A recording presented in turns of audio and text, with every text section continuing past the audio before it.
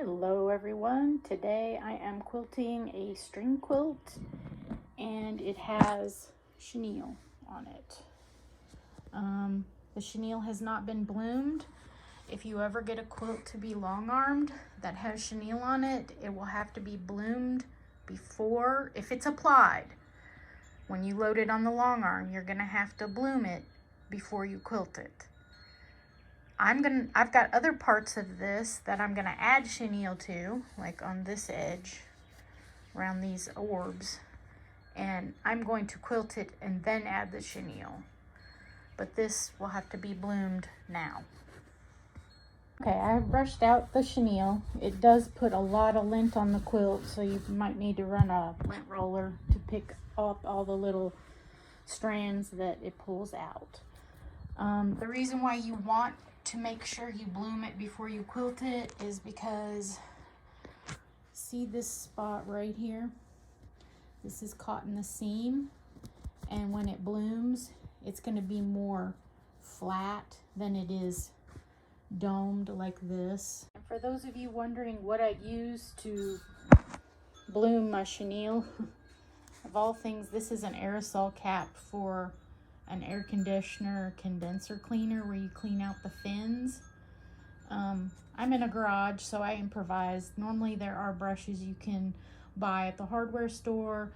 They cost a little bit of nothing. Make sure you get like a nylon brush, not a wire brush. If you brush this with a wire brush, it will remove fibers and the integrity of whatever fabrics are in your quilt. So this did a beautiful job without damaging, and actually did it probably faster than a brush. So I've hung on to this because it works. All right, so if you have a client that does have chenille on and you quilt it, this is what's going to happen. If you do not bloom it, it's going to do exactly what it did here. It'll drag all of the chenille one direction. I bloomed it, it did that anyway. Will this affect it? Probably not. I'm going to go ahead and take the brush to it again and see if I can't work that out. It will probably wash out, brush out. These fibers will loosen up. My advice is, if you have a long arm, have the spoon foot on it. The reason why I don't have my spoon foot on, I have my ruler foot on, is because I have to make an adjustment inside with the screws and stuff, and I didn't want to have to adjust it to put on the spoon foot, which will hover over it and not hop so hard and compress the fabric. So I recommend a spoon foot whenever you do run over your chenille.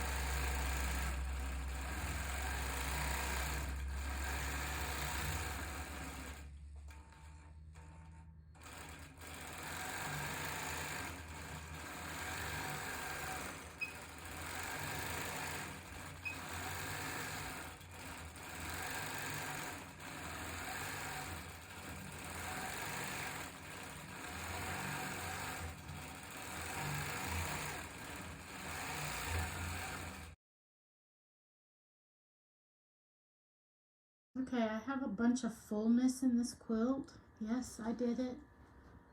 I sewed with abandon, so I'm gonna fix this. This fix will cost you 2 cans of food. So I'm gonna stretch the quilt this way as I quilt it this way.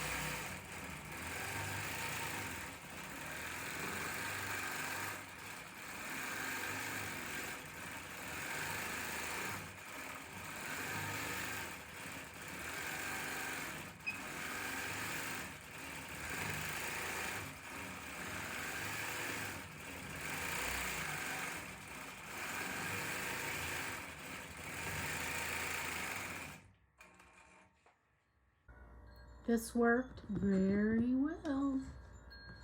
No puckers. I'll have to deal with the next row too, but it worked on this row perfectly. I'll be darned.